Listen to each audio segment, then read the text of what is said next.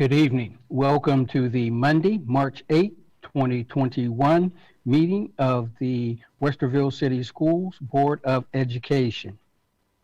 Though providing an opportunity for public comment during school board meetings is not a requirement, the Westerville City School District Board of Education believes it's an important part of its engagement with and accountability to our community.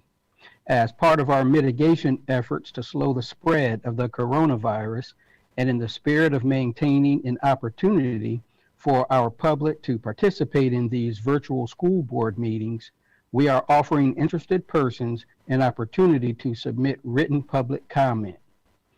During a typical Westerville City School District Board of Education meeting, there are two opportunities for individuals to address the board. While functioning under this virtual meeting environment, the opportunity to submit public comment will open when the meeting begins at approximately 6 p.m.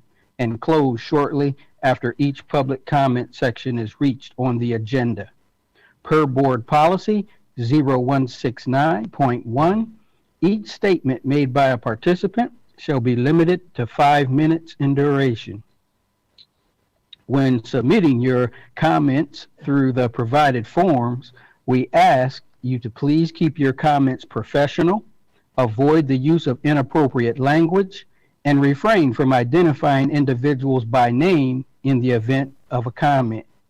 You may use the links that are published on the school district website to submit your comments.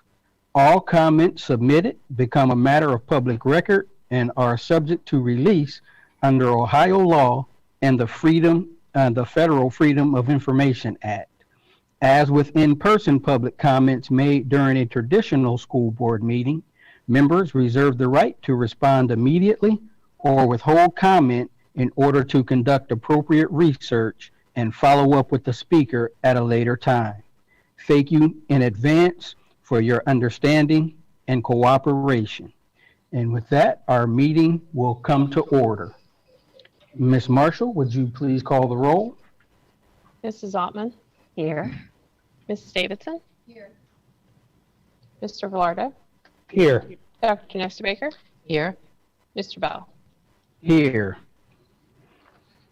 Agenda item 3.01 on our agenda is the Pledge of Allegiance. Would you please join us in saying the pledge?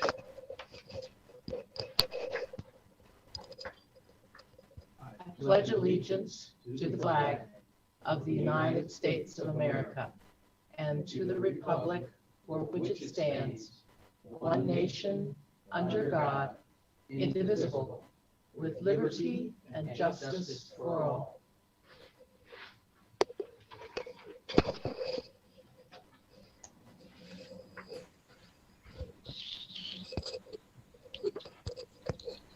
Agenda item 4.01 to temporarily suspend board policy PO 0169.1, public participation at board education meetings. May I please have a motion and a second? So Second. Any discussion? Hearing none, Ms. Marshall, would you please call the roll? Dr. Nestabaker? Yes. Mrs. Ottman? Yes. Mrs. Davidson? Mr. Velardo? Yes. Mr. Bell? Yes. Moving on to agenda item 5, which includes district highlights and recognitions. Agenda item 5.01, the Auditor of State, Keith Faber, presents the Auditor of State Award with Distinction. Mr. Velardo, would you please talk to us a little bit about this? Thank you very much, President Bell. As the community engagement liaison, often I get to represent the board on behalf of just some really neat recognitions that we get to do, and sometimes honoring students, staff, and so on. And tonight, I think we're honoring a lot of people in the district, but I would suggest that we are honoring Miss Marshall, our treasurer CFO, and the good work that she has done throughout the district. It is a sincere honor for me to introduce someone who is here with us to present this Auditor of State Award with distinction, and it is State Auditor Keith Faber. So, Auditor Faber, I know that you are on the line with us, and all of us are very grateful for your presence and invite you to share a few words. Thank you. Hopefully everybody can hear me and see me all right. We're trying this digital format, and I'm trying to do it through an internet connection that should be pretty good, but you never know what else is going on out there. I just want to start out by congratulating Dr. Kellogg and Treasurer Marshall for the good work that you're doing. Look, I always say clean financial audits and certainly getting one of our awards with distinction show that good books and records and good record keeping is a team sport. It doesn't happen unless you've got an environment that can be supportive and also be transparent. And so in this regard, I'm honored to present to the treasurer and to the entire district our top award, and that's the Auditor's Award with Distinction. Less than 4% of the 6,000 governmental entities that we audit qualify to receive the Auditor's Award with Distinction. And what we find is that once an entity figures out how to get it, they keep getting it year after year. So my guess, this isn't your first year getting the Auditor's Award with Distinction. I usually ask that when I show up to present the award, but we're not able to do that in this environment. So I'd be interesting to hear the comments of how many years. If not, we're looking forward to be back next year and the year after that. One of the things that I always want to communicate to the public is that audits aren't really about necessarily finding fraud. What they're doing is finding best practices and making sure the controls are in place so that the entity's books and records can have some reliability. And in this regard, to get this top award, you really have had to show that your books and records have a confidence in them that leads our staff to conclude that you're one of the best of the best. So on that regard, I want to congratulate the treasurer. I want to congratulate the superintendent and the entire board for holding those high expectations and seeing that they're met. So with that, I want to go ahead and open it up to any questions or just to have a conversation a little bit. And congratulations, Dr. Kellogg, Treasurer Marshall, and to your entire staff. Thank you, Auditor Faber. What I'm going to do is, I didn't ask this ahead of time, but I'm going to ask Ms. Marshall to say a few words. I know we all have great confidence in her, and if I heard you correctly, that less than 4% out of the 6,000 entities that you audit receive this award. Is that correct?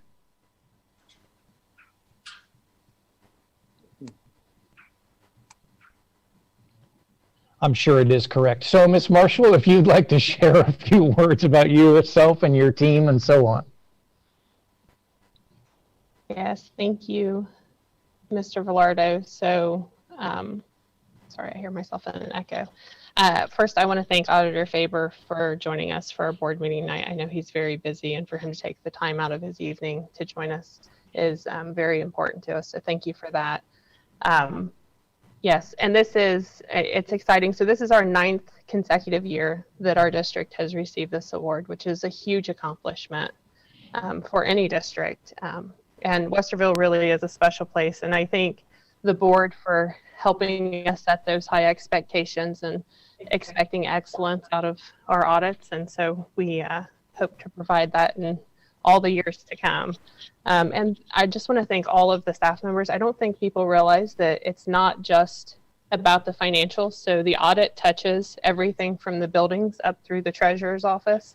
And so there are a lot of different pieces to this. And so it's really important that we're able to cross all of our T's and dot all of our I's. And I think we do a really good job of that overall in the district. So yeah, I'm really proud to be able to accept this award.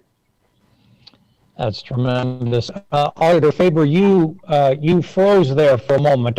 Are you back with us? I just wanted to see if you had some more to share. No, I'm here. Hopefully you heard me. Congratulations. I turned off my video. For some reason, we've got a really high-speed connection, but for some reason, it's not linking with you guys at high speed. But again, you're one of our top 4% of entities. This is a lot to be proud of. You don't get this award. My guess is, Treasurer, that you've gotten this a number of years. This is not the first year, am I right? Yeah, so this is our 9th consecutive year receiving this. And again, you're in the top 4% of entities that get this. And to get this year after year, what we find is, particularly with school districts, when you've got a good treasurer and you've got a staff that knows how to get the job done, it just works so much better. And so there's a lot to be proud of. Your entire staff, your entire administration and organization. Again, this is a team sport. It isn't an individual effort. And your board has a lot to recognize. Look, we all know Westerville are great schools. You've got great school district, great families, great parents, great kids, and you've got a great staff to support that. So thank you for doing the job, and thank you for what you keep doing to make Ohioans proud and the quality education that you guys are able to deliver. Thank you, Auditor Faber. I will also mention our district also received the 4 stars for the New Star Award that your office That's put out. That's another top award. And Yes. so what you need to do is go tell all of your other school treasurers and school superintendents that it can't be done.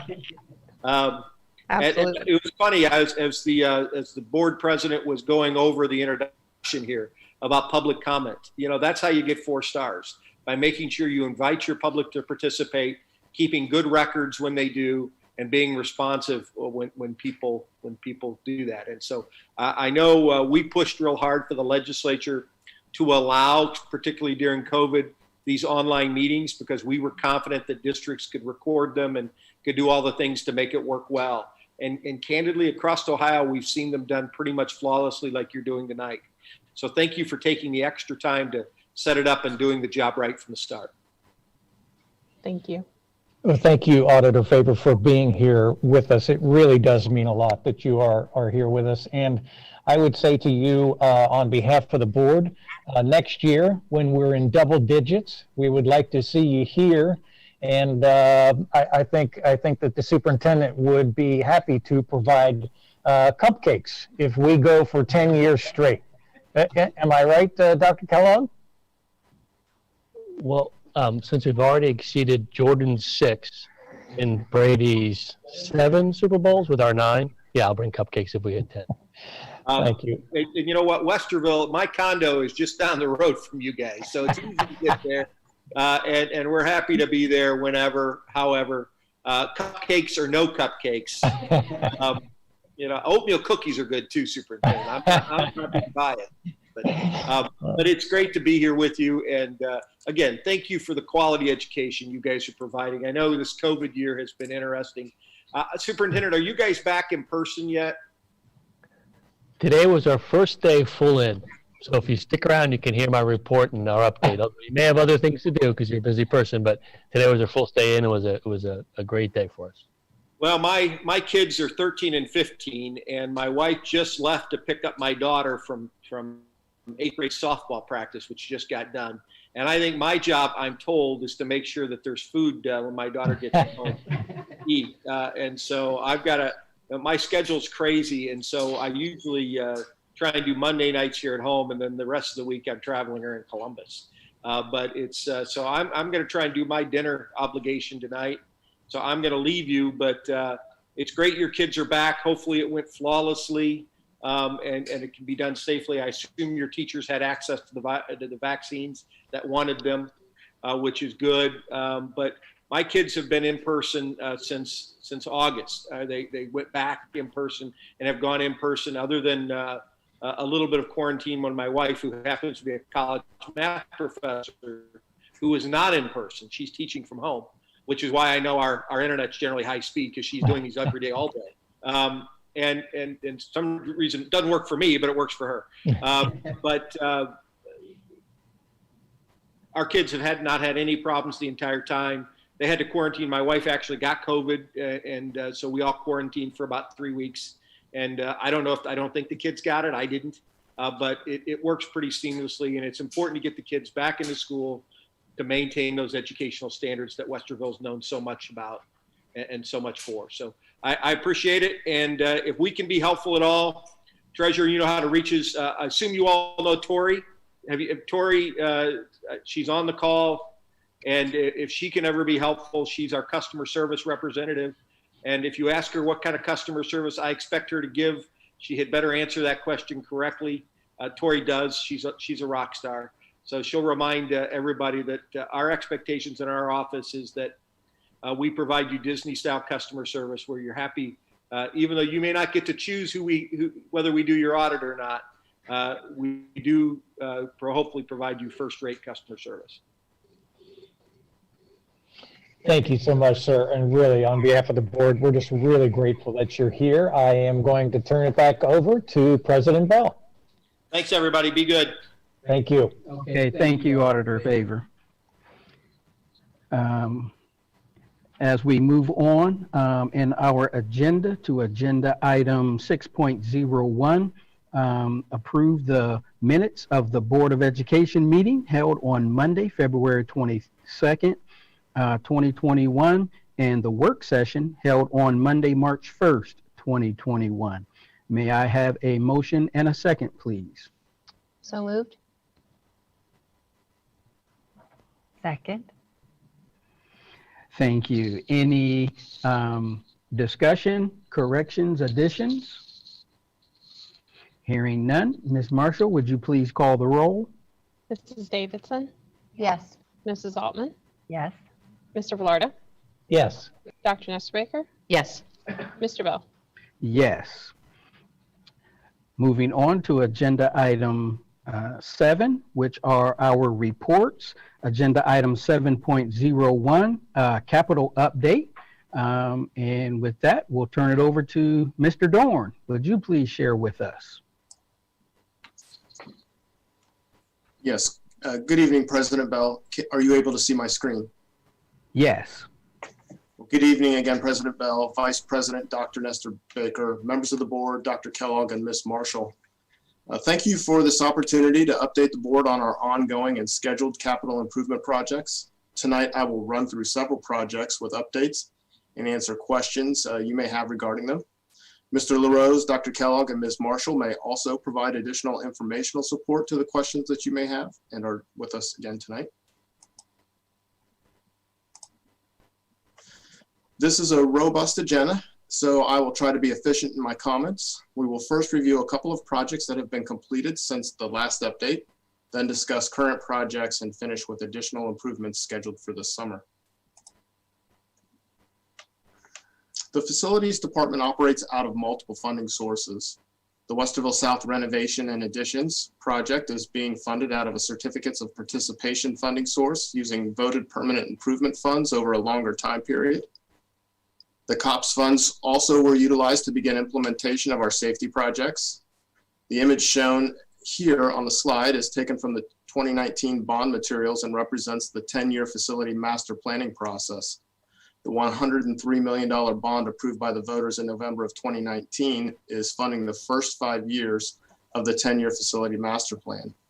Included in these bond projects are additional safety and security updates at all schools. The new elementary school we'll discuss tonight, the new middle school we'll discuss tonight, and then also the renovations and additions at Amherst Elementary, as well as projects that are scheduled down the road for Whittier, Hawthorne, Hamby, Emerson, and Longfellow. The district is currently engaged in the Expedited Local Partnership Program, or ELP program, with the Ohio Facilities Construction Commission on many of these major capital improvement projects. The partnership will hopefully allow the district to benefit financially for future projects when we become eligible for the Classroom Facilities Assistance Program, or CFAP program. In this ELP program, the state's OFCC is tracking what are called creditable expenses for these projects.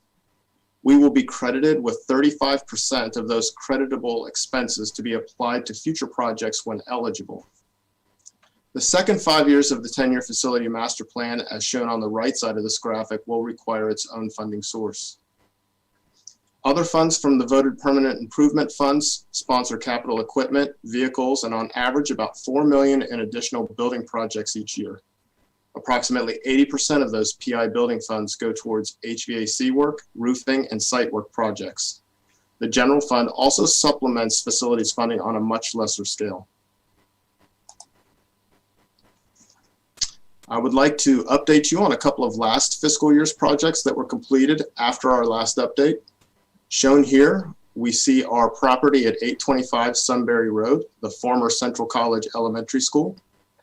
The Facility Master Plan Community Committee recommended taking this building offline. And as you can see here, the property is coming back nicely and is ready for use in the event that we need it in the future. Also, you may recall that our food service department sponsored the Satellite Cafe Bistro concept to provide additional nutritional opportunities for students at each of our high schools. This past fall, we completed the Westerville North High School Satellite Cafe Bistro project, as shown in the picture here. Unfortunately, we have not been able to utilize the space this year given our current pandemic conditions. We hope this alternate location for North students to get breakfast and lunch will be open for business at the beginning of the next school year. The furniture package is still under design and consideration as to how it will support the building's Cardinal and Gold Union concept. Central Satellite Cafe was completed in fiscal year 20 and was open prior to the pandemic. It will reopen at the same time North's is able to open for the first time. South's Cafe will be completed during its renovation project in fiscal year 22 or phase 4 of the renovation project, which we will see later in this presentation. These satellite serving areas provide additional opportunities for all students to get breakfast, lunch, or a snack during the day. This flexibility allows students, even with the most challenging logistical schedules, easier nutritional opportunities. Each cafe is located in close proximity to the media centers at the buildings to facilitate the on-the-go student needs. Let's move to updates of some of our ongoing projects. First, we can take a look at what is happening at the Westerville South Renovation and Additions project and the completion of Phase 1. Phase 1 was completed in December of 2020 on time and on budget. Adina was the general contractor for this phase, and we are very happy with their work product. The image here is taken on the first floor of the new academic space, showing the cutout to the second floor and the skylight in the roof to add natural lighting to both floors. Phase 1 consisted of the old auxiliary gym being converted into 2 floors of academic spaces, connecting it to the southwest wing of the existing academic spaces with a connector addition to improve traffic flow throughout the building, and adding a new competition gymnasium. This is an exterior image of the new gymnasium wing. Presented here is a phasing diagram of the 6 phases to this project. The yellow phase is complete, the green phase is in progress, and the lighter blue phase on the second floor is in design. Phase 4 is the pink phase and includes the media center, which we previously referred to in the area of where the Satellite Cafe Bistro will be for Westerville South. The overall project was designed to increase classroom sizes and improve traffic flow throughout the building. Increasing the classroom sizes in the existing building reduces the number of classrooms by 19. The Phase 1 academic wing added 20 classrooms, so the net change for the project is 1 additional classroom. The image on the left is of a classroom in the new academic space. Windows were added to provide more natural lighting to these spaces.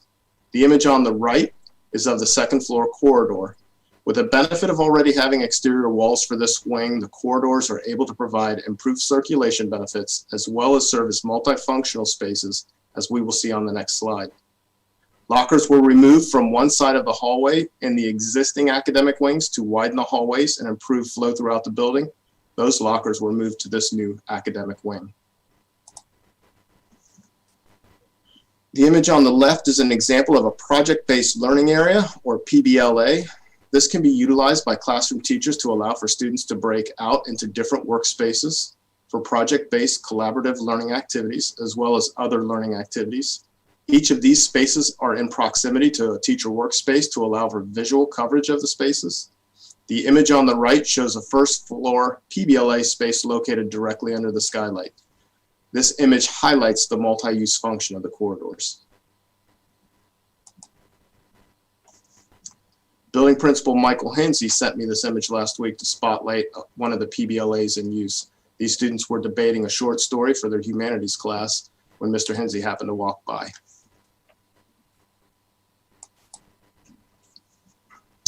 It has been unfortunate due to COVID-19 that we have not been able to have visitors in our buildings this year. So here we are presenting a couple of videos of the South Phase 1 project for your review. This footage was taken by a Westerville Schools middle school engineering teacher, Chad Byzantine, who collaborated with the communication department members, Greg Vibrands and Charlie Boss, to obtain this footage. Matt Davis from the communications department then edited it for this presentation. This collaboration will hopefully provide the facilities department with many other perspectives of ongoing and completed projects. This tour begins on the second floor in the connector from the existing academic spaces to the new academic spaces with a PBLA on the left, right, and the teacher's workroom on the left before passing 2 classrooms. As we move into the converted old gymnasium to the new academic space, you can see the cutouts from the second floor to the first and the skylights providing natural light. These corridors provide excellent circulation paths as well as multifunctional spaces. You can now see the relocated lockers that came from the existing wing of the building. You may have noticed the blue color, the pendant lights, and the circular lights from the previous slide. The design concept for the renovation included the use of natural elements, and this is the water wing. The circular lights represent ripples in the water, and the pendant lights are reminiscent of a waterfall.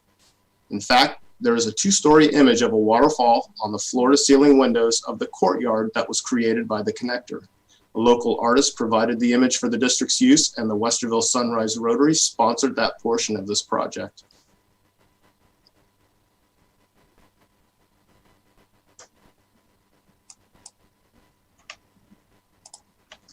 We will now leave the academic spaces to take a look at the gymnasium addition. The gym is large enough for the student body and staff. Our videographers were fortunate enough to catch Coach Kalo working with his team for this video. This gymnasium represents an efficient use of spaces. The video begins in the wrestling space that is located behind the bleachers and over the locker rooms and first floor hallway. The bleachers on both sides of the gym sit over top of the locker rooms. And where the school formerly needed 2 training room spaces, the facilities are now a single space situated perfectly for both indoor and outdoor athletics. I believe Coach Kalo's Wildcats won a league championship this year on the inaugural year for this gym floor. We will now transition into the current work phases of the South High School project. Phase 2 is construction is underway, and phase 3 is still in design. Phase 2 is the first floor of the northeast and northwest wings. The northeast wing includes 2 classrooms located here, 4 art rooms in this area, a PBLA, a 5th room serving as a digital media studio for the art department, and then 2 CT or engineering classrooms that share a common lab space. The northeast wing includes several classrooms as well as a specialized learning environment in this corner for our special education programming. This area is both a classroom and a life skills lab environment. This wing demonstrates the overall plan of reducing the number of classrooms to increase their sizes. In general, 4 classrooms are reduced to 3 that can include PBLAs. The PBLA in this wing, as it will be in all of the phases, is located at the midpoint of the wing and provides a circulation relief. In addition, the lockers that have been removed from one side of the hallway, increasing the hallway width to improve traffic flow. Phase 2 also includes the renovation of the cafe or common space. This work will be conducted in the summer. The image on the left is a photo of the space now, and the image on the right is a rendering of how the space will change. As you can see in this image, as well as those on the next slide, the space is opened up with high ceilings. Flooring and furniture will also provide warmth to this functionally designed space. Again, some different perspectives of the cafe space.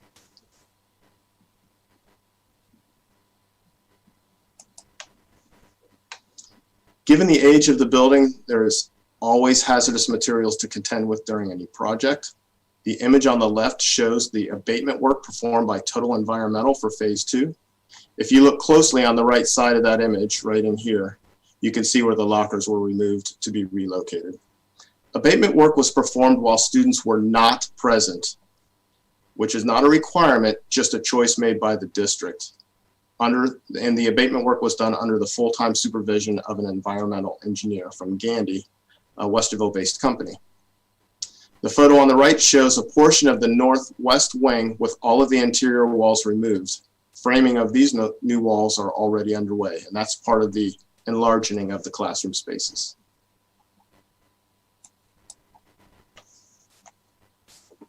The location of Phase 3 renovations will be the second floor of the south wings, where Phase 1 is the water wing and Phase 2 is the fire and air wing. This wing will be the earth wing, as you can see demonstrated in the renderings here. Students encourage the use of natural elements and their colors for wayfinding in the building. So this portion of the project is still in design phase, so I don't have much more to show you, but know that Triad's architect team is working diligently on this, as well as many other projects for us across the district.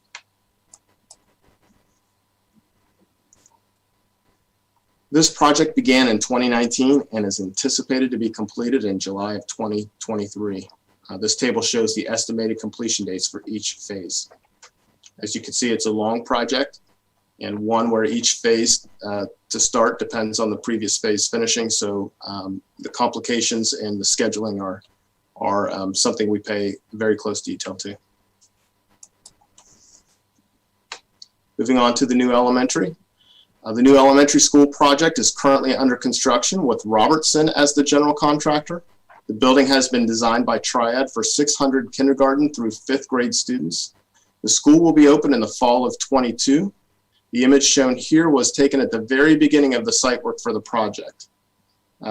It's also the vantage point for the rendering that's on the next slide, but as I was out visiting this afternoon, there's actually building going up at this point in time, so it's a great time for you to stop by and see the changes going on.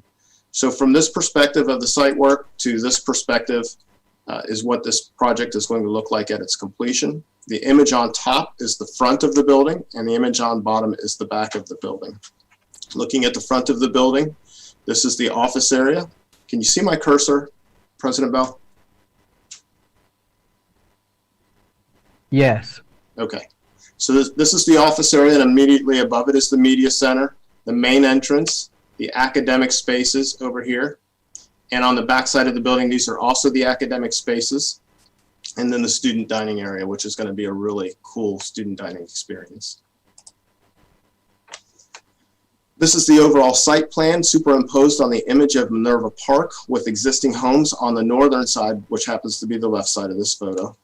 And the newer MI development is also complete at this time. Here's a look at the first floor spaces. I'll point out the gymnasium here, the student dining here. These are academic spaces here, and the office space. So that's the first floor. The second floor, this is a common space. It's the media center, and then the rest of the academic spaces.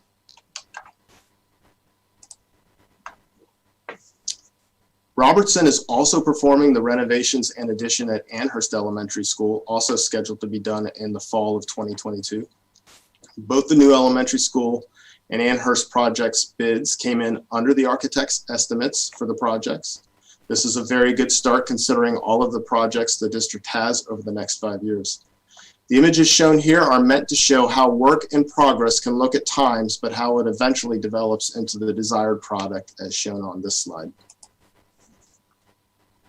This is a rendering of the addition, the same spaces as the images from the previous slide. The Amherst community, along with Sharon Woods, served as design inspiration for this renovation. We held focus groups with students and members of the staff. Natural lighting and a treehouse concept evolved from those sessions. Along with the enlarging and enclosing of the classrooms in the existing building, additional windows are being added to the building for more natural light. The treehouse serves as the focal point of this perspective. It will also serve as a project-based learning area and circulation relief in the hallway. Amherst will remain operational throughout the renovation, so the phasing process details and timelines are very important to the success of this project. This area in yellow is the addition and the current part of the project that's underway. When summer comes around, we will add this area to phase 1 where we bump out the cafeteria a little bit, provide more space, and then we add in this tan area Once those phases are complete, we will start moving students out of the pods into those spaces and then renovating the pods one at a time, with completion sometime in the summer of 2022. As previously mentioned, the district is engaging in projects that will provide improvements in safety and security. Phase 1 of the secure entry projects occurred last summer. Building modifications were made to 10 buildings and 3 others had additional security equipment added. Phase 2 sites are a little more complex and required more planning. Charrington, Hamby, Huber Ridge, Mark Twain, and Robert Frost will be the sites for Phase 2. Phase 2 went out to bid and the recommended general contractor is 2K General and is actually on this board agenda tonight for approval. The schedule shown here is intended only to highlight some milestones of the planning process. The project at Charrington, I'd like to specifically call that project out. It will start at spring break and continue through the summer, and I'll explain that in moments. Substantial completion for all 5 sites is scheduled for before school begins in the fall. We're not going to show final floor plans for these projects. However, here are the general overviews of the scope at each site. With Charrington, the main office and the kindergarten classroom at the front of the building are going to switch places. If you've been in the main office at Charrington, you know that there's a small courtyard there. Because of that small courtyard being enclosed, it's going to require some structural and some roofing changes in addition to the changes that are going to be happening throughout the rest of the project, which is going to require more time, which is why we are beginning this particular project at spring break. Hamby, similar. Hamby's office is on the 2nd floor in the center of the building. It will be moving to the 1st floor near an exterior door so that we can have a secured entrance for that particular building. In both, well, actually in most of the projects, the clinic is moving with the office, but in both of these projects, the staff lounge will have to move in addition based on just its location and proximity to the spaces we're changing. Hamby's a little different, hard to imagine if you haven't been in the building, but the office is on the 2nd floor right now in this area. It is moving to this area on the 1st floor.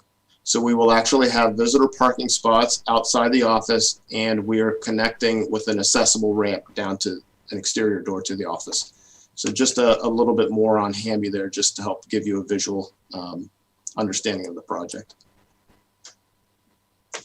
Huber Ridge, the overall concept again is movement of the main office, but with 2 classrooms this time to the front of that are in the front of the building. The clinic will move with that office. The interesting thing about this particular project is that the visitor entry will now move as well once the office move is complete. It's a little bit different end of the wing, so the visitor entry will also move with the office. Mark Twain and Robert Frost, sister building, same floor plan, so the concept is the same. We will be moving the office, flipping it with a kindergarten classroom that's at the front of the building and be able to make a secured entry that way. Just to help understand with the Huber Ridge project, we have the office when you enter the building right here at door 1 across the hall. We are moving the office to this area and the classrooms are swapping places with it. When we move the office to this area, door 3 will become the new main entry to the building. The remaining secured entry projects are listed here. Amherst, Whittier's, and Souths are part of the overall building renovation plan with these capital projects that we are doing right now. Genoa's, Walnuts, and Longfellows are currently planned for next summer.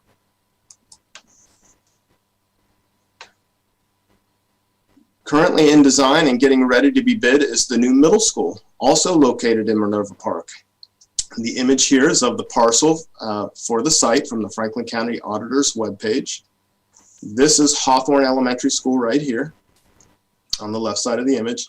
The new middle school will be directly across Farview on this area of the property. And the athletic fields for this new middle school will be located behind Hawthorne Elementary.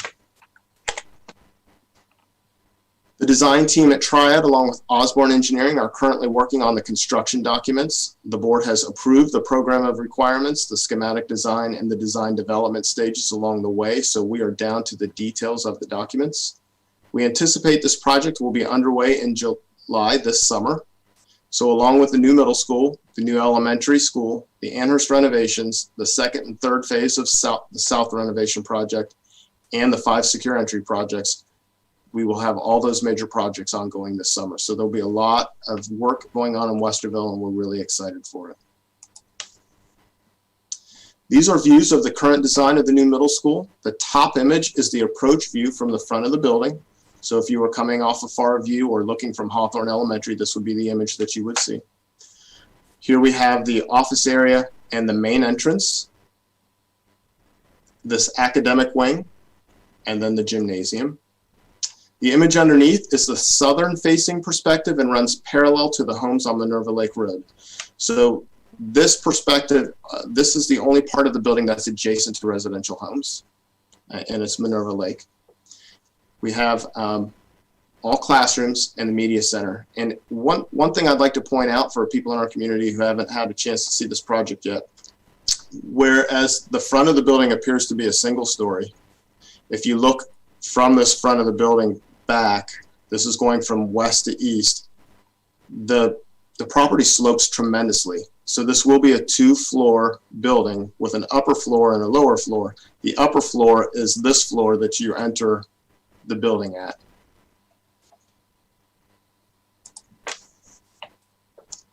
These are images of the back of the building. Again, I'd like to highlight some of the areas. This is the media center that we were able to see from the side perspective, but a little bit clearer back here. Student dining up here, academic spaces, and then down here we've got art and engineering classrooms and things like that. So we've got a lot of great components to this building we're very excited about. This is an overall site plan and shows the relationship of the building to the existing homes, roads, and Hawthorne Elementary School. So this is Farview, Hawthorne. This right down here would be Minerva Lake Road. As you can see, there are beautiful trees that surround this property.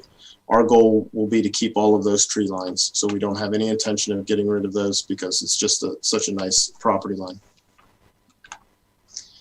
Just for perspective again, this is the office area and this is the front of the building where visitors and students who are dropped off would enter the building. This area over here is the bus entrance, and we'll get to see a picture of the bus entrance here in a moment. Just taking a quick look at the upper floor plan. We've got music wings, student dining, the offices, academic spaces, more academic spaces.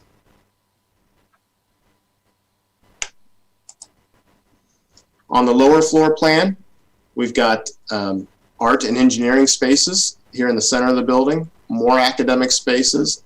You can see a clear view of the media center design, the gymnasium, and we have a community room that we hope that folks in our community feel that it will be useful for their community needs. The two images on the left represent a typical classroom, and you should again note the use of natural lighting. Also note the marker boards, these large marker boards and tack boards, the cabinetry and the interactive display as shown down here. These will be components of all of the classrooms. The image to the right is an interior look at the media center and its current design rendering.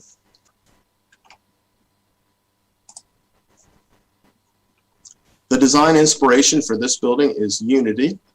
The two images on the outside are representative of that concept, and the concept is woven throughout the plan. The image at the center top is a typical hallway that will incorporate various elements of color and imagery. The image below this image below here is the look at this is actually the bus entry that I referred to. So when the students enter the building, they'll have this beautiful vantage point as they head towards their academic spaces. One thing to note, the sculptures and images in these renderings are meant to convey the opportunities to continue the concept of unity and considerations in moving forward with the design elements. This rendering is of the school's gymnasium based on the existing geography of the site such that it slopes down from west to east. The gym floor is actually on the lower floor of the building, and a unique portion of this gym is that it will actually load the bleachers from the upper floor, which is where the entries are. So people will come in and load down instead of coming in and loading up. Just a little bit different. It's something that the property dictated to us, and it turned out the design team did a really nice job planning for that. In addition to the major improvement projects, various departments across the district will be engaging in other improvement projects throughout the summer. Some large enough to warrant a public bid, others may be a bit smaller. In general, though, the facilities department averages $4 million annually in these types of building projects, with funding coming from the Permanent Improvement Fund. About 80% of these projects are for HVAC, roofing, and site work. Many of those projects you can see in this table. But that does not leave much for things like plumbing, electrical, and building requests. So you can see the value in the bond funds the community provided for us in the fall of 2019. This table shown here is a list of projects shared by varying departments across our organization so that projects can be coordinated to reduce conflict in implementation. These notes include sites of summer learning programming, technology projects, major capital projects, general maintenance projects, and the aforementioned permanent improvement projects. So this is just meant to show you that there is a lot going on outside of those major projects we just looked at in depth. So this concludes the presentation, and our team is available to answer any further questions.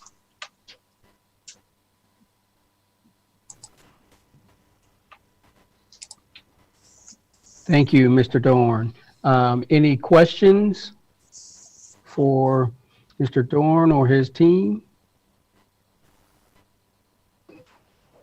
I have a couple. First of all, Scott, as we look at the permanent improvement funds, the amount that we have available to spend on those non-bond issue pieces, the $4 million, roughly $4 million a year, do you find that that's creating any problematic delays in repairs? In other words, I don't think it's enough money. Well, I would say problematic in the sense that we aren't able to do the things right now that we need to do. But I will frame it in this regard. When we had the two assessments in 2017, one by the outside organizations that OFCC commissioned, and then the ones by Triad, we identified a significant number of infrastructure needs over that 10-year time period. The bond covers about a third of those. The about $4 million we have annually over 10 years for those projects covers about a third of those. So there is a third that is lingering out there that we have to annually assess and make sure that we know what it is that we're looking at. But we do actually think that some of those will be part of the second 5 years of the 10-year facility master plan process. So we actually feel fairly good right now, but we do know that there are things out there that will need to be done based on when their timing comes up. So, part of that process is that, we assess that in that 10 years, a roof is going to need to be done, but it might need to be done in year 10, right? So it's not that it's right now and we aren't able to do it. It's just that we know that it's out there and we have to plan to do it. Thank you. I was really glad to hear that you are working to respect that tree line along River Lake Road and in that particular site.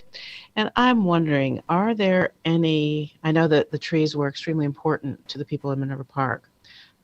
That's where I grew up, and it's always been really important there. But I'm wondering, are there any hotspot concerns that we should be aware of still out there with Minerva Park around the schools that are going up? I would say right now we're spending some time with them and our engineers and regarding the traffic flow. So traffic flow is an area that we are spending some more time on. So if we went back and looked at the rendering, I should have probably stated at that time that most everything you're seeing in that rendering is pretty accurate except for the entrance. So we're working on that right now with Minerva Park. There's a possibility that we may need to widen the road and do some other things to make that work properly for the safety of students and parents coming and going and staff coming and going from both buildings.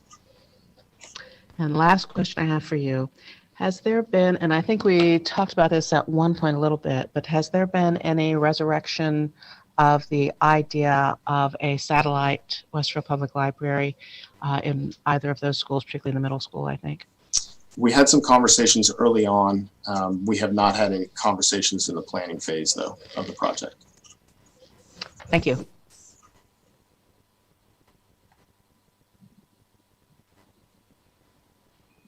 Any other questions? I have just a couple real fast. Mr. Dorn, thank you for that really thorough presentation. There's a lot going on. And having had the opportunity to be inside of Westerville South, I can say it's really hard to wrap your mind around the fact that that's the same building. So in any case, it's looking good so far. Thank you for that. So my main question is regarding HVAC systems, because you mentioned upgrades to HVAC and we're looking at these new buildings. So in a COVID environment, I'm just wondering if you can talk a little bit about what types of HVAC systems and what types of filtration and how that relates to, the conversation around COVID.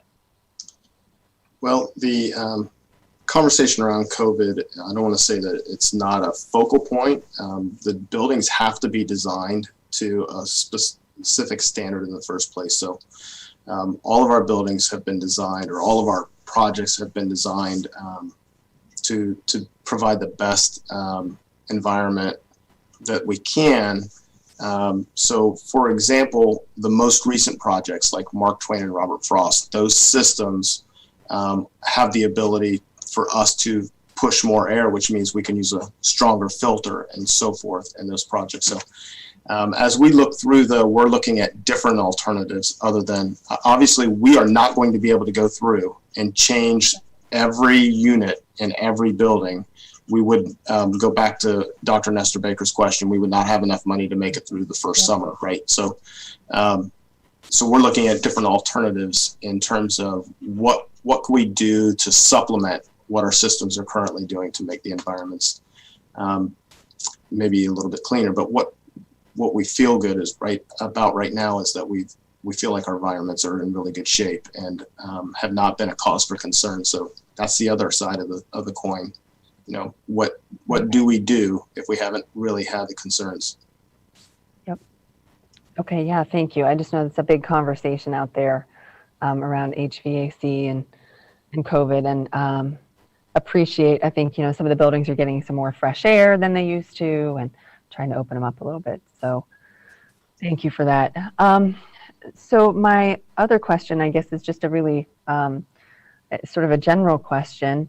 But I know there's some really tight timelines in these projects, some phasing. So it seems like everything is running on schedule now. And I'm just wondering if there are any particular places that feel particularly tight, any areas of concern. Are you really expecting things to go smoothly? I don't want to set expectations of things not going smoothly, because knock on wood, right? But some of these are a little bit more tightly orchestrated than others. So we do have a couple of projects where the phasing is I don't want to say concerning, but it's something that we have to constantly stay focused on. So Westerville South, because we don't really want to start phase 3 until phase 2 is completed, or we could end up with displacement of students if one of them isn't ready when the other one is under construction. So it's very similar for Amherst. I think Amherst has a little bit more play because we can always move students from one pod as soon as it's finished. It's not the same scenarios as Westerville right. South. What I will say is that the contractors have been, they understand that, the documents represent that, and our design team and architects understand it. So it's a focal point for everybody involved in the project, and I don't think it's going to be anything we don't talk about on many occasions. Yeah. Great. Thank you. I've heard the conversation several times about the importance of those tight schedules. So thanks for running through that a little bit.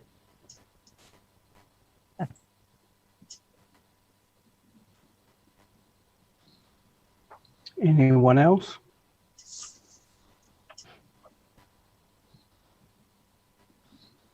Okay. Mr. Dorn, I just want to thank you and your staff for the tremendous work that you all are doing. Thank you for this presentation that really shows the magnitude of the scope of work that is required and that is being done all across the district, even in the midst of COVID-19. So thank you for that. One other thing I think is noteworthy that you mentioned is how many of the projects are completed on time and on budget. And so I think that's important to highlight and commend you and the staff for that as well. Thank you. We have a remarkable team, so I don't want anybody to not think that this isn't a huge team effort. We've got a lot of people who have Westerville schools at heart. And Mr. LaRose joined us this evening in the event that there might be something that he would be able to answer instead of me, but what a great team. So we're very fortunate. Okay, thank you very much. Thank you for joining us as well, Mr. LaRose. Next item on the agenda item 7.02, the superintendent's report. And with that, Dr. Kellogg, would you please share with us? Thank you, President Bell, members of the board. Just going to give a brief update since it's day one of our Together Again plan implementation.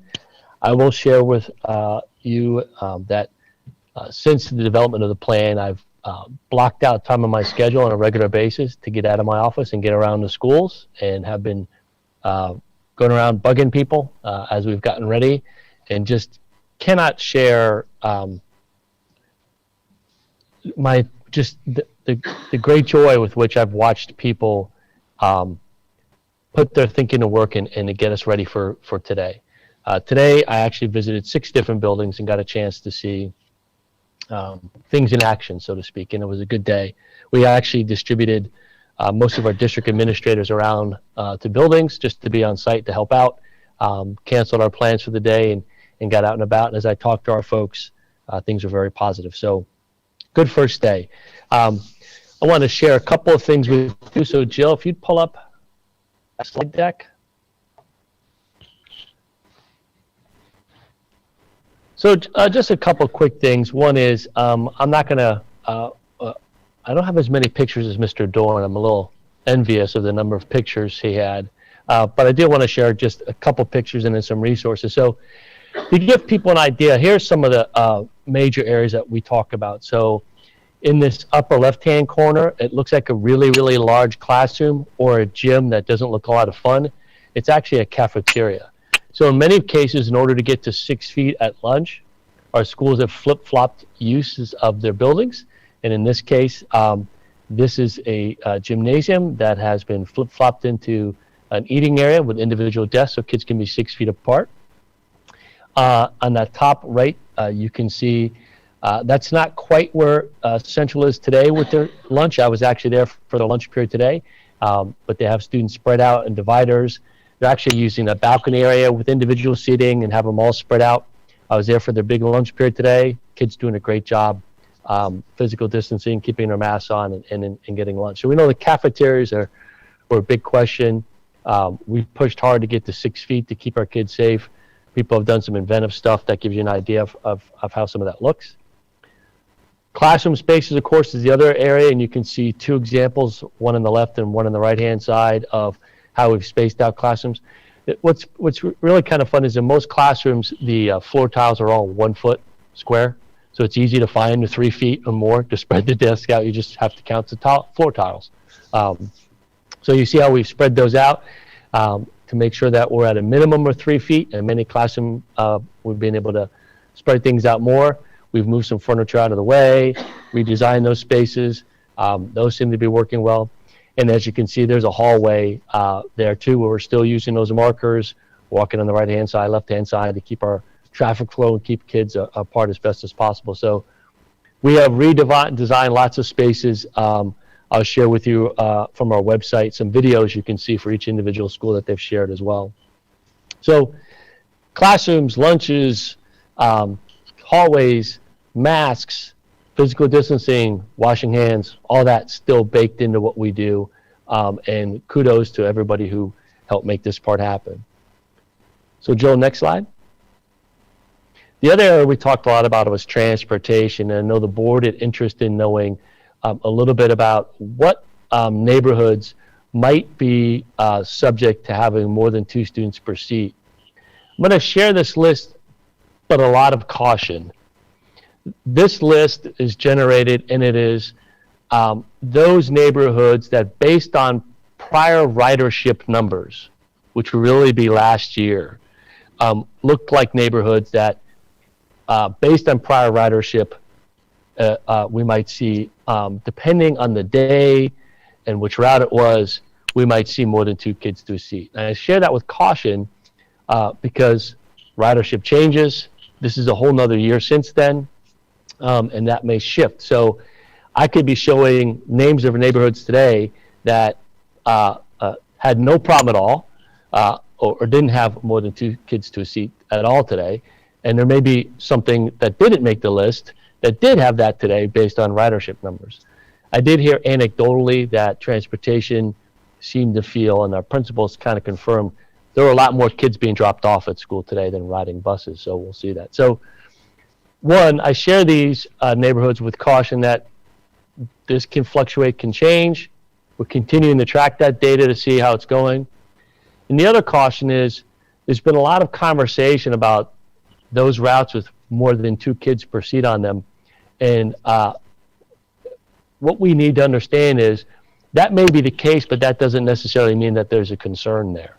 It is a place we've looked at to see where buses are crowded. It doesn't necessarily mean there's going to be a problem as those kids continue to wear their masks. How long they're on the bus, the time period they're on the bus, all of those are factors in what plays out. So I share the list with caution that can change. I will share the list with a note that our transportation department is going to monitor that, both in terms of ridership and our monitoring for things like contact tracing. If we see a problem, we need to adjust. So that is the list based on, again, last year's ridership and the possibility that they may have a large number of kids on those. I also want to share that we are starting to put out information for graduation. It looks like we're headed to the stadium. So as Dr. Nestor Baker will recall, this is the way we used to do it in Westerville. This is the way a lot of schools used to do it. I'm one of those principals that moved graduation from a football field to an indoor stadium.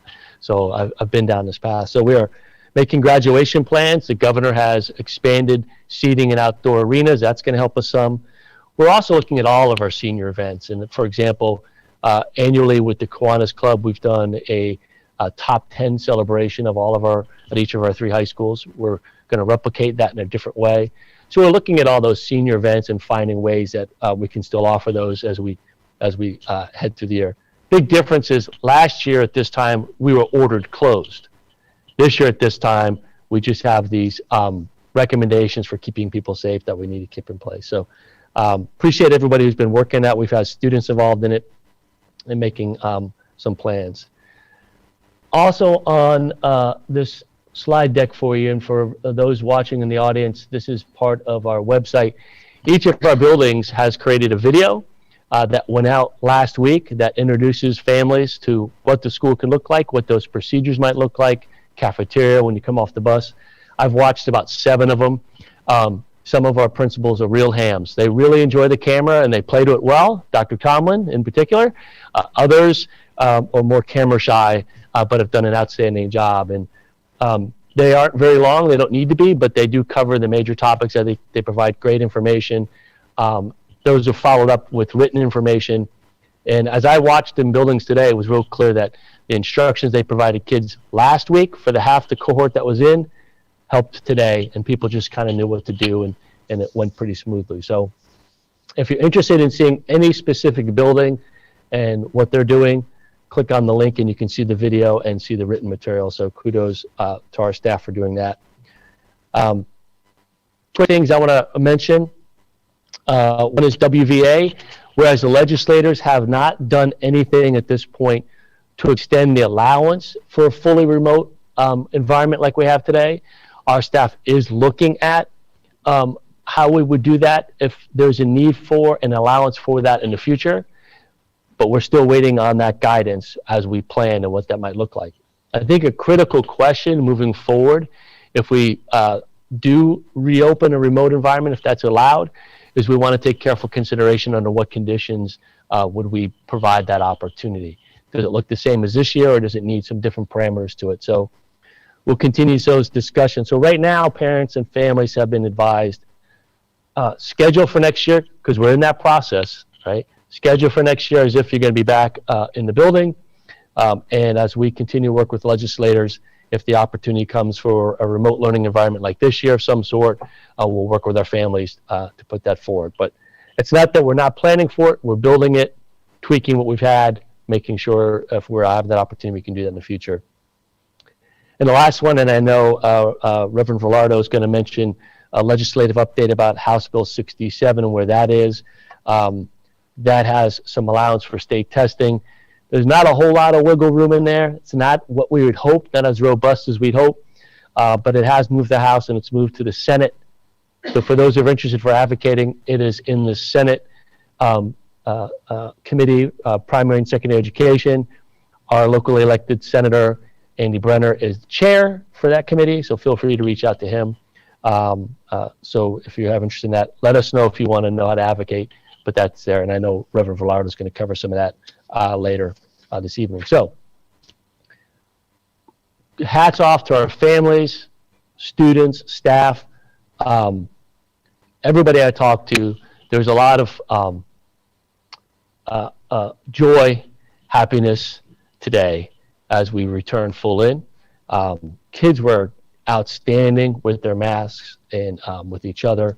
Staff did a great job, and we look forward to continuing our progress. So there's a little update. Happy to answer any questions you might have. And for the public, if you want more information about the schools, check out our website and check out some of those videos and some of the written material. Happy to answer any questions. Question that it's great to see some of the signs that were up at the schools. It was great to see some of the signs that were up at the schools. Big, happy, joyous signs welcoming the kids back, welcoming everybody into the building. And I did see that Chris Pointer, principal at Emerson and Longfellow, chose to wear formal wear today. He had on a tux, or at least a tux jacket, and was welcoming people back that way. It was really an exciting back to school time. And I am so thankful for all of our staff at all levels of the district that have worked so hard to make this happen. And also for all of our families that have done so much to get us all to this point. But it was an exciting day, John. It really was.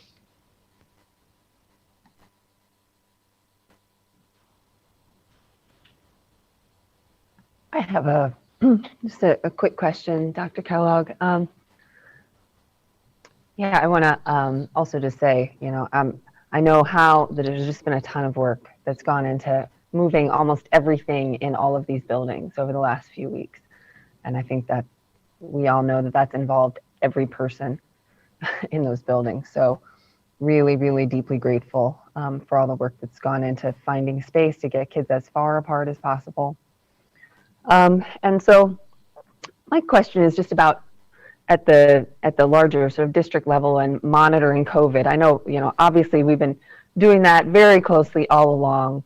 And I'm just wondering with this switch to all in, if there's anything that's changing about what we're looking for or how closely we're looking, or our conversations with the health department, just, extra vigilance. I'm wondering if that's necessary, or we were just as vigilant as we could be before. Would love to hear a little bit about that. So same ideas in terms of what we're monitoring. We have our CATS data. They have modified that data set, the backside that some of us have access to, where they're now using the 7-day case average that came out of CDC. I was trying to look today. There were some problems in it, so I didn't get a chance to look. So all the data sets we've been looking at, we'll continue to listen for any new recommendations that come out, new orders that come out that change our operations, like we mentioned with graduation and outdoor stadiums. continue to look at student absences, continue to look at staff absences as measures, case rates, et cetera. I think the new one is the observational piece of how compliant is everybody in terms of wearing the masks, the reminders. And I will tell you, as I was in buildings today, it was just people all the, boom, boom, boom. And the kids doing it with each other, right? Hey, pull your mask up, sit down, all the things that need to happen. And so a lot of those good practices are in place, but really 6 buildings today, not an issue. I think we're just kind of accustomed to this. And so people are doing what they need to do. And so we're just going to continue to be vigilant, reminding. And that will go a long way. Yeah, thank you. I know they're so excited. Well, many of the kids, I don't want to assume about everyone, but many of them are so excited to be there today. I expect they'd follow almost any rule that you gave them, but in 3 weeks that might look a little bit different. So I'm glad to hear that we're going to pay a little extra attention to that. That's a good call out too, because we know in 3 weeks, right, we have a week off for spring break. Right. And so we've already put together a communication piece with a friendly reminder to our families about when you travel, here's some things to keep in mind. We worked hard to get to this point. We don't want anything to disrupt that. And so we will provide some information to our families as they prepare for whatever family plans they might have over that time period. So we appreciate that. Yeah. And this, if you don't, I don't know if this is something that's been thought through, but that just makes me think of one more question, because I have an endless string always of questions. But let's say that a family does go somewhere for spring break and they find themselves in a situation where, oh, you know what, maybe it wasn't as safe as we thought. Maybe we were exposed to something. What are their options at that point? If they feel like their child should do a sort of a quarantine, an optional quarantine. Contact your school. We'll work it out with you. We would appreciate people taking a conservative approach to those things and making those decisions. This is not a case of don't do these things over spring break. There's ways we can do things we want to do and do them safely. That's what we've discovered. So if you keep those things in mind, your life doesn't have to be constricted so much. You can still have opportunities to do the things you want to do, but do them safely according to the recommendations that have. But if you find yourself in a situation where you think we might have a situation, work with us, contact your school, we'll make it work. Yeah. Great, thank you. My last question is just about the substitute situation. I know that's something we've talked about all year, has been a challenge, and just wondering sort of where we are, what we're hearing, what we're thinking about the substitute situation. It's always a call out. It's less of a problem with high staff absences. That's not our problem. It's just low numbers of substitutes in the pool. However, substitutes are included in the vaccine program. So they're in the same position as our staff, and I'm hopeful that gives them confidence. I know there were, anecdotally, I know there were people who had normally subbed who had opted not to this year, but may have opted in for the vaccine and will now make themselves available. So we know that is a pressure point, and we do have a plan B in our back pocket. If we have a building that's at a shortage, that's having trouble, we have a team of people, district level people, drop what you do, go to the building, help cover. So we have a plan for all those contingencies. So, I think we're going to be okay. Okay, yeah, great. Thanks for having a backup plan to the backup plan, right?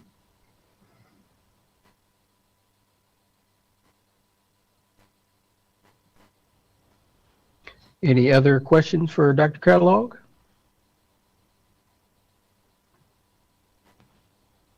Okay, thank you, Dr. Kellogg, for your report. Next agenda item is 8.01, public comments. We have received one comment related to an agenda item. It was submitted by Todd Lotz, and it's related to agenda item 7.02. I'm certain the majority of parents, teachers, and students had an added level of excitement with the All In Together plan starting today. I would love to hear from not only Superintendent Kellogg, but also all board members about their experience today at the schools they visited. And for those, if applicable, who chose not to see the excitement firsthand this morning, why you chose not to prioritize this occasion and witness the first day of All In. Thank you. And that is the only public comment that we received. Agenda item 9, dealing with our financials. Agenda item 9.01, amended appropriations for all funds for fiscal year 2021. Ms. Marshall, would you like to share with us about this? Oh, I'm sorry. Need a motion and a second. So moved. Second.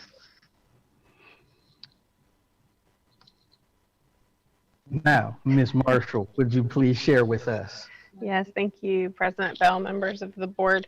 So we are amending the fiscal year 2021 annual appropriations. So we had some changes to some of our grant allocations. We received some new grants and we saw a reduction in some of our grant allocations. So that necessitates a change to the appropriations. Most notably, we are appropriating a portion of the ESSER Round 2 funds to help us plan for some of the summer intervention programs and learning loss programs that we're working on. So, Okay, any questions for Ms. Marshall? Hearing none, would you please call the roll? Mr. Florida, Yes. Mrs. Davidson, Yes. Mrs. Altman, Yes. Dr. Nestor Baker, Yes. Mr. Bell. Yes. Moving on to agenda item 9.02, resolution to approve the purchases in accordance with ORC 5705.41D1 and Board Policy 6320. May I have a motion and a second, please? So moved. Second. Ms. Marshall. Thank you again. So we have 4 then and now purchase orders on this board agenda.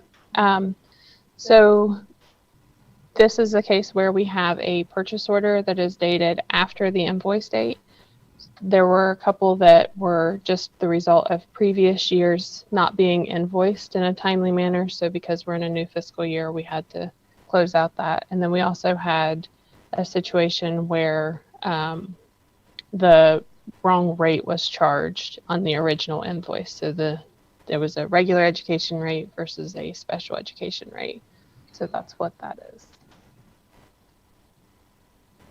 Okay. Any questions for Ms. Marshall? Would you please call the roll? Dr. Nestor Baker, Yes. Mr. Velardo, Yes. Mrs. Altman, Yes. Mrs. Davidson, Yes. Mr. Bell. Yes. Next agenda item, 9.03, resolution accepting amounts and rates for tax year 2021, collection year 2022, as determined by the Budget Commission and authorizing the necessary tax levies and certifying them to the county auditor. May I have a motion and a second, please? So moved. Second. Ms. Marshall. One quick question, President Bell. Ms. Marshall, this is on the agenda because we have to vote on this. Is that correct? Yes, in order to collect property taxes. Well, it says resolution accepting the amounts and rates. We can't do anything about the rates, correct? No. Okay. Just wanted to make sure. Thank you, President Bell, members of the board. So this is, as it states, is to accept the amounts and rates for tax year 2021, which we're in now for collection year 2022. So the Budget Commission did meet on February the 1st and accepted our tax budget. Though I had a budget hearing on February 1st, And then they worked in conjunction with the county auditor to set the amounts and rates that you see before you on the board agenda tonight. And I would encourage its approval. I didn't mean to throw you off, Miss Marshall. Just checking. Any questions for Ms. Marshall? Any additional questions for Ms. Marshall? All right. Ms. Marshall, would you please call the roll? Mrs. Altman, Yes. Mrs. Davidson, Yes. Mr. Velardo, Yes. Dr. Nestor Baker, Yes. Mr. Bell. Yes. Moving on to agenda item 10, which is the personnel consent agenda that is comprised of agenda items 10.01 through 10.09. May I have a motion and a second, please? So moved. Second. Thank you. Mr. Mazzi, would you like to share with us about the consent agenda? Sure, thank you. Thank you, President Bell, members of the board, Dr. Kellogg, Ms. Marshall. Good evening. I'd like to present to you for consideration the personnel consent agenda. The items contained within, for the most part, are through the normal course of daily business. However, I do believe there are some items that deserve highlighted in this agenda. First, we do have 3 retirements to celebrate. We have Janice Hill, who served the district for 19 years. We have James Koffler, who served the district for 21 years in Westerville, but had another 11 for a total of 32. And then we have Kim Shaver, who served the district for 35 years. So if you want to join me in thanking them for the years of service to the students, staff, and the community of the Westerville City Schools. And then we do have, very excited to announce the hiring of Ginger Parsons to the manager of food services. She is replacing Brent Kessler, who had resigned. Ginger comes to us with 11 years of supervisory and food service experience, not only in Columbus Public Schools, but also in Licking Heights. She's a registered and licensed dietitian who has done some great things in the 2 previous districts and did some great things during the pandemic with her previous district also. So we want to join me in welcoming her to the Westerville City Schools family. So it's a great thing. You also see some one-time payments, several PD opportunities for our staff to have a positive impact on our students and our learning community. I think one of note you'll see on there is one of our staff who has an FAA license is going to do some drone photos as part of the district communication program and our facility initiatives. So stay tuned to see some overhead photos of everything going on that Mr. Dorn was talking about. You'll see some new hires in the classified world. This is mostly due to us returning full in person. As Dr. Kellogg pointed out, just a great thing for our staff and our buildings to see everybody back in and doing great things for kids. That concludes the consent agenda. If anybody has any questions, I'd be trying to answer any that you might have. Any questions? This isn't a question, but as I look at our 3 retirees, 19 years, 21 years, 35 years, it's remarkably impressive, 75 years of incredible expertise provided to this particular school district. But I wanted to draw particular attention to Kim Shaver. If I recall correctly, she was one of the original staff members hired when McVeigh Elementary opened, and she has been there at McVeigh ever since. So she is quite an institution there. And to have an original staff member retiring from the district is a huge step, not only for her, but it is a huge step also for McVeigh, as McVeigh seeks to fill that particular pair of shoes. So that's exciting. And also with the drone coming in, I think that we should expect to see significant drone activity in the slides that Scott Dorn brings to us now.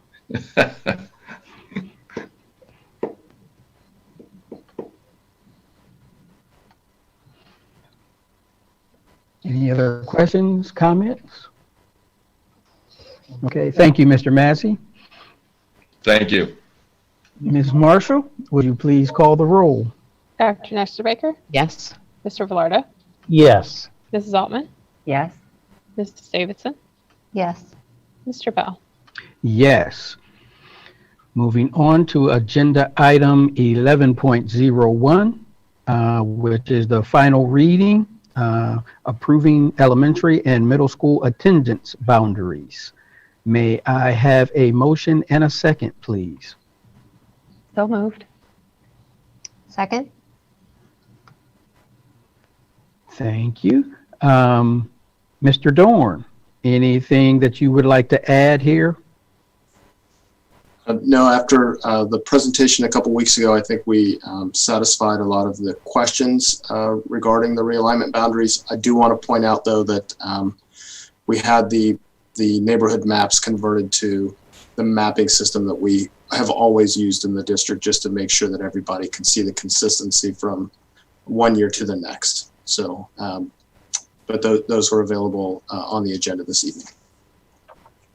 Okay, thank you. Any other questions or discussion? Hearing none, Ms. Marshall, would you please call the roll? Mrs. Altman, Yes. Mrs. Davidson, Yes. Mr. Velardo, Yes. Dr. Nestor Baker, Yes. Mr. Bell. Yes. Moving on to agenda item 12, which is new business. There is none. Agenda item 13, recommended action and standing business. Agenda item 13.01, the approval of the secured entries project phase 2. Mr. Dorn, or may I have a motion and a second? So moved. Second? Mr. Dorn, is there anything you'd like to share with us about this? Yes, thank you, President Bell. The resolution before you tonight is to approve 2K General Company to complete the scope of work for Phase 2 of the district's Secured Entries project. This scope is funded by the November 5th, 2019 voted bond issue. The scope of work includes, for Phase 2, includes moving the offices and creating secured entries at Charrington, Hamby, Huber Ridge, Robert Frost, and Mark Twain elementary schools.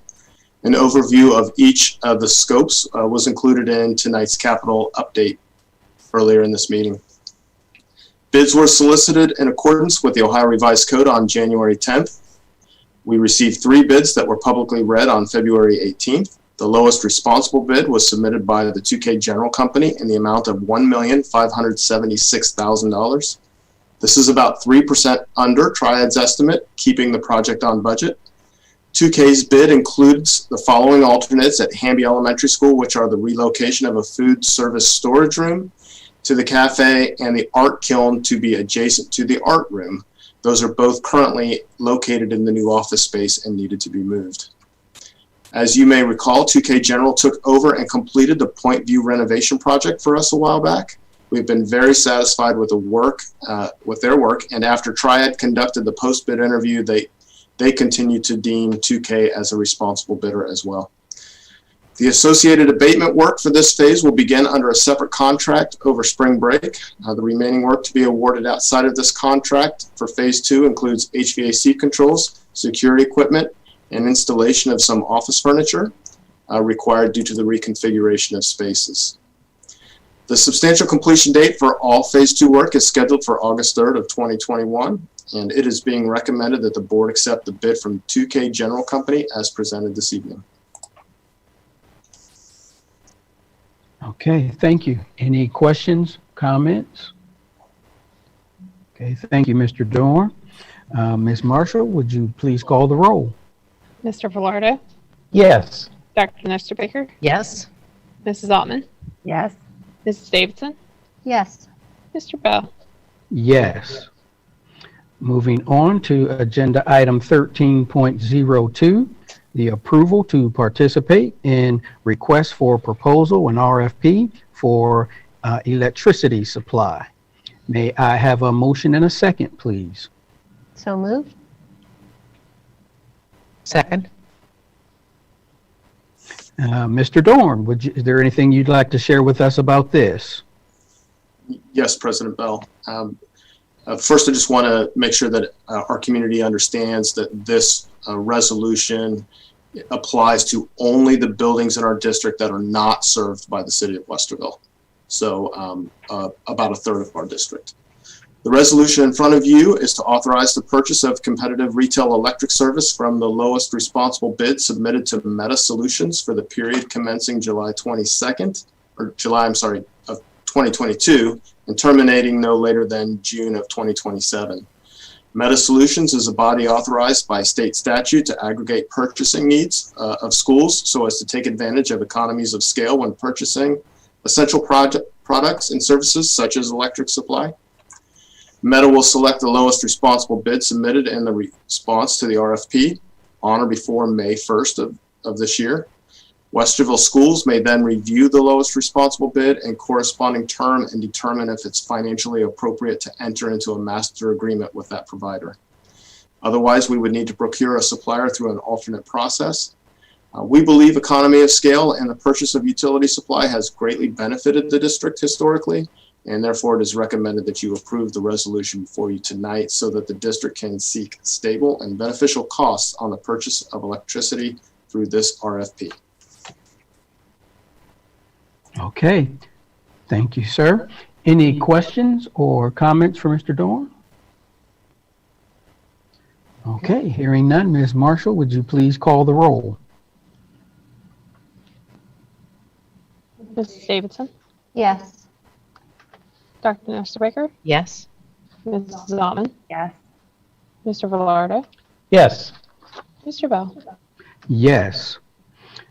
Moving on to agenda item 14, public comments. There were none submitted. Agenda item 15, board comments. As we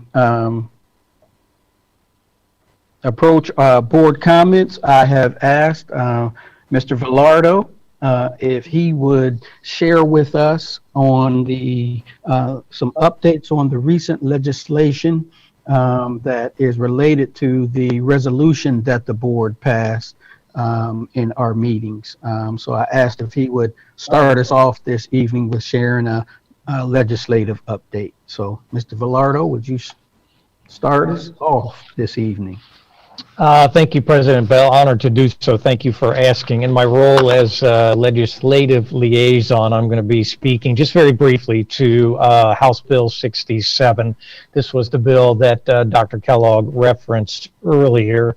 You may remember that we did a resolution in support of House Bill 67, trying to indicate that we thought it best, as did a number of districts across the state, thought it best that there be a waiver this year for the state testing requirements, and that had to do with ODE, Ohio Department of Education, had to do with state legislators, and I believe it was Mrs. Davidson that found the resolution that we supported, as did, as I just said, a number of other districts. It's also our attempt in uniting with these other districts to ask the legislatures to seek a testing requirement for state and federal required testing for this spring for several reasons. But primarily, our resolution indicated this. We believe it was better for the educators and students in our district to focus on educational content and the social and emotional health of our students instead of test prep in this, yes, let's say it again, unprecedented season. In summary, HB 67, the substitute, was voted on and passed by the Ohio House, and as Dr. Kellogg indicated, it is moving now to the Senate. And I believe, Dr. Kellogg, am I correct that it is the educational subcommittee that is taking it up tomorrow? I believe March 9th tomorrow. It'll be the primary and secondary committee, Senate Primary and Secondary Education Committee. Thank you. And that is the one that our Senator Brenner chairs. And so we would encourage you to contact Senator Brenner. Here is what we are saying. We would have preferred that this be waived for this year, but in its present form, the substitute, House Bill 67, now moving to the Senate, it does three things. One, it waives the American history exam. Two, it does provide for an extending time of testing window, gives more time. And three, it allows an alternative path for our seniors that may need to take these state tests, but they will not be judged on that state test, but can use their course grades to earn the state requirement points for graduation. The one thing I would point out, President Bell, in regard to this substitute bill now passed the House into the Senate, is that on the news tonight, they reported that there is no emergency clause, which in the House bill just passed, which means that it will not take effect until after this school year. The news indicated, so I'm reporting to you what has been indicated, is that the Senate is looking at putting in that emergency clause so that it would take effect before the end of the school year. Here's what I think, as a board and administration, we would ask if you are so inclined. We believe that if this is going to go forward, this testing, and not be punitive, which they are saying it is not going to be, that the emergency clause be put in so that it is not time given to this test and substantially not used for anything. If our educators and students are going to take the time to do these tests, then they need to count. The emergency clause needs to be put in there by the Senate. Unless I hear otherwise, I would suggest that you contact, we are asking, that you contact Senator Brenner, you contact the Senate, and you indicate that if the tests are going to go forward, House Bill 67 just passed, now to the Senate, that the emergency clause be put back into the Senate bill. Dr. Kellogg, Ms. Marshall, are there any other pieces to that you would add in my quick summary of that situation? I would not. I think you hit it nail on the head. Okay. All right. Thank you very much. President Bell, thank you for allowing me to do that. As legislative liaison, I'll try to do this periodically. I appreciate that. The only other thing I would say for my board comments, sir, would be a congratulations to Ms. Marshall and her team and many others I know in the district for receiving this Auditor of State Award of Distinction. Very grateful for State Auditor Faber for being here with us. And that's 9 years in a row. I'm telling you, next year's 10 years, we're getting cupcakes. That's just a really awesome thing. And finally, regarding going back into school, all I can tell you is that there is a certain teenage boy that I know who happens to be a junior who said to me, I won't name him, but he said to me, Dad, some of my friends are excited to go back to school. And so, I'm asking for nothing else. Thank you, President Bell, for allowing me to speak. Thank you, Reverend Villardo. Next, is there anyone else who would like to share?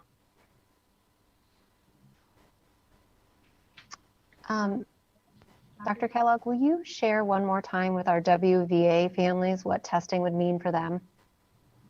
State testing. They would still be subject to state testing because they're still part of the school district. So that's part of the logistics of doing this, is the invitation for them to come in to take it. So they would be included in that testing. They're not exempt. So then they would come into the buildings and, We would make arrangements for them to be able to come take the test at the building. This is one of the problem areas, right? These are families that have chosen not to come in the buildings, and the delivery of the test would require that. and so what if a family would choose not to come and take the test? Means they won't have test results. Okay, thank you. Nicole, to you and your team and anyone that touched this, thank you so very much. You guys deserve many, many kudos, and I know you work very hard with processes and to keep these things in place, and are very diligent about saving taxpayers' money and holding the district accountable. So I truly appreciate that. To all the kiddos and staff that went today, I hope today was a good day. Unfortunately, my sophomore was not excited, slept in already the first day, so now he has a 9 o'clock bedtime tonight, just so everyone knows. But thank you, Dr. Kellogg, to your team for making it happen. I appreciate it.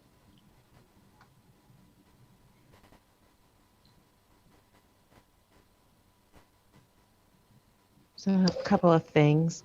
As I listened to Auditor Faber's comments, I was thinking I would really like to have a clip of his comments available. I would like to have them specifically shared with our Chamber of Commerce, the Governmental Relations Committee, and I would like them specifically shared with our Business Advisory Committee, and then I would like to have them myself because I would like to share them with a number of groups that I am part of in town. So if we could just, I know I could make the clip myself, but if we all had the same clip, I think it would be a really good thing to share with particular groups that we all engage with. This is important. It's not a fluff award at all.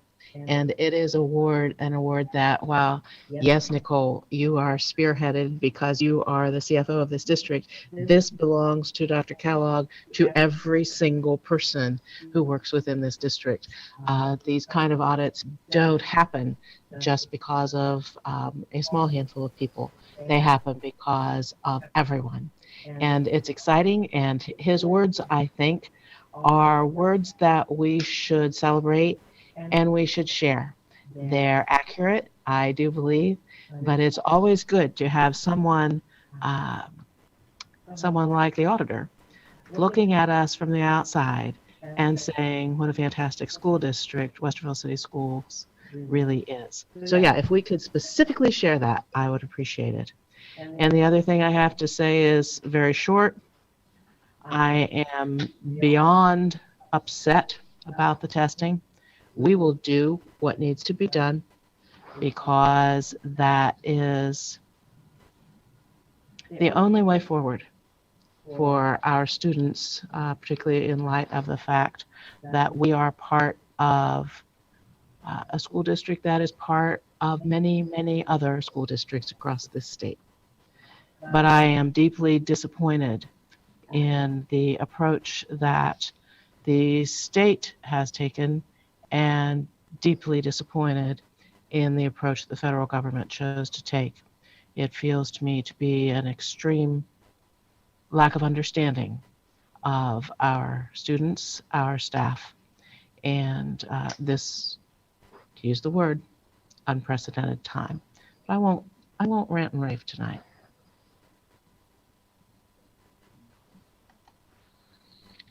Well, I'll just second your rant.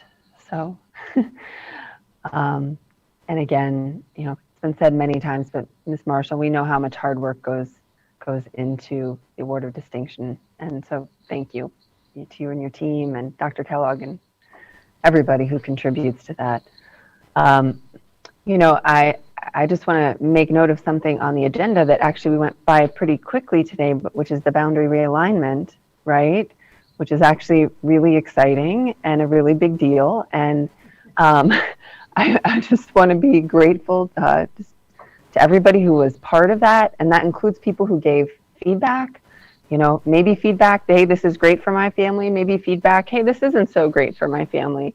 All of that was really carefully considered. So thank you to Mr. Dorn and the whole team that was part of that, and our board member liaisons, but especially to our community leaders and to everybody who gave feedback, because it's a really huge process, and it touches, everybody potentially in elementary and middle school. So I just really appreciate the thoughtfulness of that process. And I'm excited about these buildings. It's really, seeing the images tonight again, I feel really hopeful about the future when we get out of this COVID thing and have those new buildings open, and I think it's going to be great.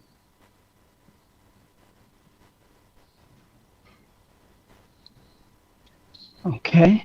I would like to thank Dr. Kellogg, thank you, and all the members of the team, members of the administrative team, all of the staff, teachers, and building personnel who really made today possible, where we are able to go back at 100% all in education for our children to end out the school year.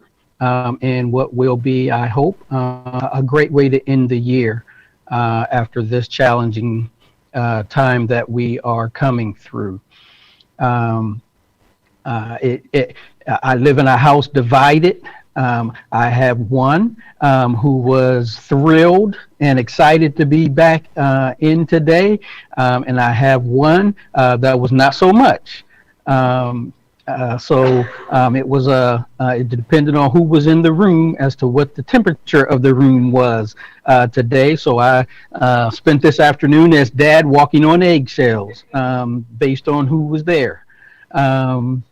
But it was great to see the excitement and all of the hard work that the team put in pay off today. And so I want to thank you and thank all of them for all of the effort that went into today. I would like to echo Ms. Altman's mention of the realignment process and setting the attendance boundaries for the new middle school and new elementary school. That is a tremendous accomplishment. Those are going to be a couple of great buildings, and I'm looking forward to all that's going to happen in those great learning spaces in those two new buildings.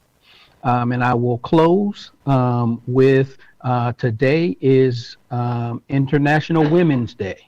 And so I just want to take a moment to honor all of the many tremendous contributions that women have made, not only to my life personally, but to the world in which we live.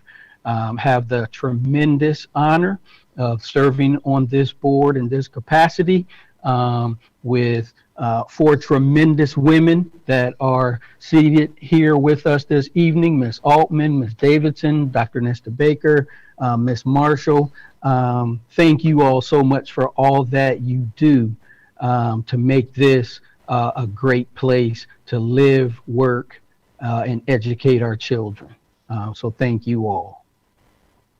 And with that, we'll move on to agenda item 16, dates, times, and locations of next meetings. The board will meet on Monday, March the 22nd, 2021 at 6:00 p.m. at the Early Learning Center, located at 936 East Wind Drive, Westerville, Ohio, 43081. Agenda item 17, executive session. Agenda item 17.01, executive session for the purpose of compensation, discipline, and dismissal of a public employee. May I have a motion and a second? So moved. Second. Okay, and with that, may we have Ms. Marshall, would you please call the roll? Dr. Baker, Yes. Mr. Velardo, Yes. Mrs. Altman, Yes. Ms. Davidson, Yes. Mr. Bell. Yes. And with that, we will move into executive session. Then we will return here for adjournment. 7:50.